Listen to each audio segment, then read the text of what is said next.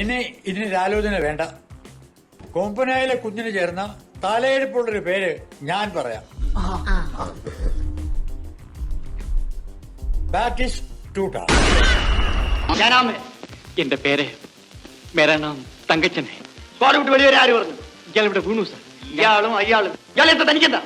മലയാളികളുടെ മഹാനടൻ മധു നവതിയുടെ നിറവിലാണ്. 6 പതിറ്റാണ്ട് നീണ്ട മധുവിന്റെ സിനിമാ ജീവിതം സിനിമാ ആസ്വാദകർക്ക് ഇന്നും ഒരു വിസ്മയമാണ്. നായകനായും പ്രതിനായകനായും മലയാളത്തെ വിസ്മയിപ്പിച്ച നാട്യവിസ്മയം, അഭ്രപാളിയിലെ ക്ഷുഭിത യൗവനം, കറുത്തമ്മയെ പ്രണയിച്ച പരീക്കുട്ടിയും ആ നഷ്ടപ്രണയവും ഇന്നും മലയാളികളുടെ തീരാ നോവാണ്. പകർനാട്ടങ്ങളിലൂടെ ആസ്വാദക മനസ്സിൽ ചിരപ്രതിഷ്ഠ നേടിയ മലയാളത്തിന്റെ മഹാനടൻ നവതിയുടെ നിറവിലും യൗവനത്തിന്റെ പ്രസന്നതയിലാണ്. നവതിയുടെ നിറവിലെത്തിയ മലയാളത്തിന്റെ സ്വന്തം മധുവിന്റെ ജീവിതം ഒരു സുന്ദര ചിത്രം പോലെ മനോഹരമായിരുന്നു. നീ ഇപ്പൊ കക്കാനും തുടങ്ങിയെന്ന് കേട്ടു. അയ്യോ, ദേഷ്യമെന്ന നീ തല്ലുവല്ലേ? എന്നാ തല്ലടാ. നിന്നെ തല്ലി തോൽപ്പിക്കുന്നവര് പറയുന്നല്ലേ നീ കേൾക്കൂ. എന്നാ വാടാ, ഞാൻ തല്ലി തോൽപ്പിക്കാം. Get me liberated wild boy. പകലടിക്കണം കള്ള. ഏത് അണ്ണന്റെ ഇഷ്ടം. തലസ്ഥാനത്തെ ഗൗരീശപ്പട്ടത്ത് 1933 സെപ്റ്റംബർ 23-നാണ് തിരുവനന്തപുരം മേയറായിരുന്ന പരമേശ്വരൻ പിള്ളയുടെയും തങ്കമ്മയുടെയും മൂത്ത മകനായി മാധവൻ നായർ എന്ന മധു ജനിക്കുന്നത്.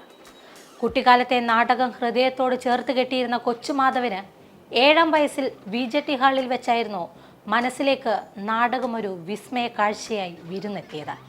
പിന്നീട് വളർച്ചയുടെ ഓരോ ഘട്ടങ്ങളിലും നാടകാഭിനയവും രചനയുമായി നാട്ടിലെ കലാസമിതിയുടെ അരങ്ങുകളിൽ നിറഞ്ഞ മധു എന്ന നാടക നടനെ ഗൗരീശപ്പട്ടത്തെ പഴയ തലമുറ ഇന്നും ഓർക്കുന്നുണ്ട്. ബനാറസ് യൂണിവേഴ്സിറ്റിയിൽ നിന്നും MA ബിരുദവുമായി എത്തിയ മധു കോളേജ് അധ്യാപകന്റെ വേഷത്തിൽ ജീവിതയാത്ര തുടരുമ്പോഴും നാടകത്തെ കൈയൊഴിഞ്ഞിരുന്നില്ല. ഒരിക്കൽ നാഷണൽ സ്കൂൾ ഓഫ് ഡ്രാമയുടെ പരസ്യം പത്രത്തിൽ കണ്ട അദ്ദേഹം രണ്ടും കൽപ്പിച്ച് അധ്യാപക ജോലി രാജിവെച്ച് ഡൽഹിയിലേക്ക് തിരിച്ചു. പിന്നീട് മലയാള സിനിമയിൽ സത്യനും നസീറും കിരീടം വെച്ച രാജാക്കന്മാരായി നിറഞ്ഞു നിന്ന സമയത്താണ് മധുവിൻ്റെ സിനിമയിലേക്കുള്ള അരങ്ങേറ്റം. 1963-ൽ NN പിഷാരടിയുടെ നിണമണിഞ്ഞ കൽപ്പാടുകളിലെ പട്ടാളക്കാരൻ സ്റ്റീഫനായി ആരംഭിച്ച ആ അഭിനയ ജീവിതം ഇന്ന് 6 പതിറ്റാണ്ടുകൾ പിന്നിട്ട് കഴിഞ്ഞു. സിനിമയിലെ പ്രേം നസീറിൻ്റെ നായക കഥാപാത്രത്തെ വെല്ലുന്ന പ്രകടനം പ്രേക്ഷകരുടെ ശ്രദ്ധ പിടിച്ചുപറ്റി. പിന്നീട് മധുവിനെ തേടി സിനിമകളുടെ പ്രവാഹമായിരുന്നു. കുട്ടിക്കുപ്പായം, ഭാർഗവി നിലയം, മുറപ്പെണ്ണ, കാട്ടുപൂക്കൾ, ഈറ്റ, തീക്കനൽ, അഭിനയ സാധ്യതയുടെ ഒരു വലിയ ലോകം മധുവിന്റെ മുന്നിൽ അങ്ങനെ തുറക്കപ്പെടുകയായിരുന്നു. ഓമനാളെ കണ്ടു ഞാൻ പൂങ്കിനാവിൽ, താരകങ്ങൾ പുഞ്ചിരിച്ച നീലരാവിൽ. നായക കഥാപാത്രങ്ങൾ ഏറെയുണ്ടെങ്കിലും മലയാളി പ്രേക്ഷകൻ മധുവിനെ എല്ലാ അർത്ഥത്തിലും സ്വീകരിച്ചത് ചെമ്മീനിലെ പരീക്കുട്ടിയിലൂടെയാണ്. രമണനും ദേവദാസുമെല്ലാം കണ്ണീരണിയിച്ചിട്ടുണ്ടെങ്കിലും മലയാളത്തിലെ നിരാശാകാമുകന്മാർക്ക് ഇന്നും പരീക്കുട്ടിയുടെ മുഖമാണ്. വിഷാദ നായകന്റെ ഭാവങ്ങൾക്ക് മധു അങ്ങനെ പൂർണ്ണതയേകി. പ്രണയ നൈരാശ്യത്തിന്റെ ഏറ്റവും തീവ്രമായ ഭാവങ്ങൾ മലയാളികൾ പരീക്കുട്ടിയിലൂടെ കണ്ടു. ഒരിക്കലും അടങ്ങാത്ത കടലിലെ ഓളം പോലെ കരളിൽ നിറയെ മോഹവുമായി പുറക്കാട് കടപ്പുറത്ത് കറുത്തമ്മയെ തേടിയലഞ്ഞ പരീക്കുട്ടി എന്ന ദുരന്ത നായകൻ നടന്നു കയറിയത് മലയാള സിനിമാ ആസ്വാദകരുടെ ഹൃദയത്തിലേക്കാണ്. ആ കാശ് തന്നിട്ട് കല്യാണവും കഴിഞ്ഞ് കറുത്തമ്മ പോകും അല്ലേ?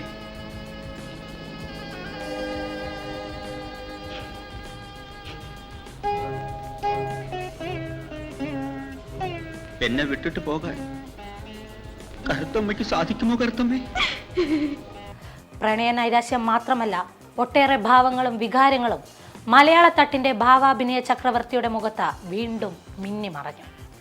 ഭാർഗവി നിലയത്തിലെ സാഹിത്യകാരൻ, ഉമ്മാച്ചുവിലെ മായൻ, ഓളവും തീരത്തിലെ ബാപ്പൂട്ടി, നാടൻ പ്രേമത്തിലെ ഇക്കോരൻ, ഏണിപ്പടികളിലെ കേശവപിള്ള, കള്ളിച്ചെല്ലമ്മയിലെ അത്രാങ്കണ്ണ, ഇതാ ഇവിടെ വരെയിലെ പൈലി, തീക്കനലിലെ കള്ളക്കടത്തുകാരൻ തുടങ്ങി നിരവധി കഥാപാത്രങ്ങളിലൂടെ മലയാളത്തിന്റെ സെല്ലുലോയിഡിൽ മധു പകർന്ന ഭാവതീക്ഷ്ണതകൾ സുവർണ ലിപികളിൽ തന്നെ അടയാളപ്പെടുത്തിയിട്ടുണ്ട്.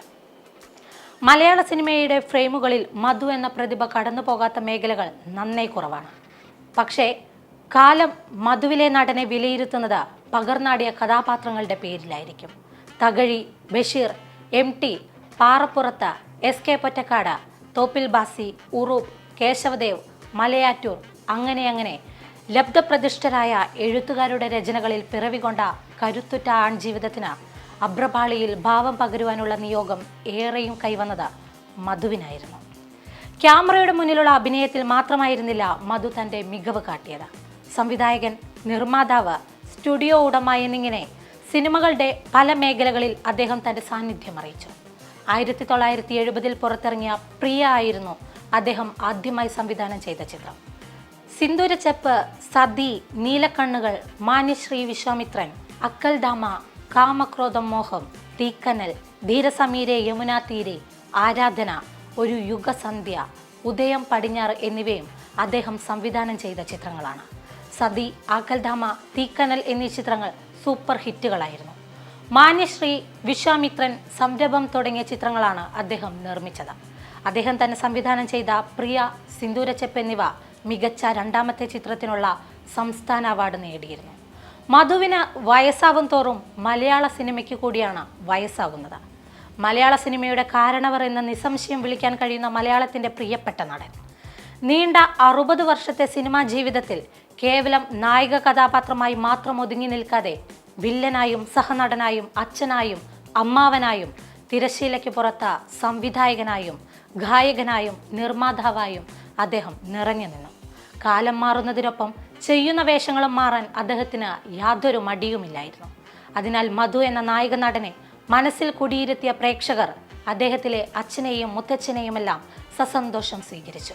നളദമയന്തി കഥയിലെ അരയന്നം പോലെ കുണുങ്ങി കുണുങ്ങി പോകും പെണ്ണെ പൂമിഴിയാളേ മലർമിഴിയാളേ.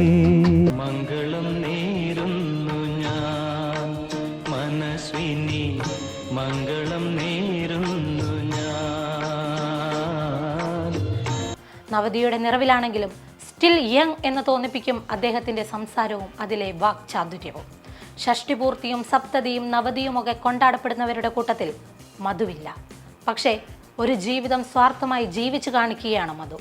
തലമുറകളും തരംഗങ്ങളും മാറി മറിഞ്ഞപ്പോഴും അതിലൊന്നും നിരാശനാകാതെ തനിക്ക് ലഭിക്കുന്ന വേഷങ്ങൾ അതിരേതുമില്ലാതെ ആടിത്തിമിർക്കുകയാണ് മധു. 6 പതിറ്റാണ്ടിലേറെയായി മധു മലയാള സിനിമയുടെ കാരണവരായി നിലകൊള്ളുകയാണ്. പുതിയ തലമുറയിലെ സിനിമാക്കാർക്ക് ഒരു വലിയ തുറന്ന പാഠപുസ്തകമായി. മലയാളത്തിൻ്റെ മഹാനടന് യോഗനാഥൻ ന്യൂസിൻ്റെ പിറന്നാൾ ആശംസകൾ.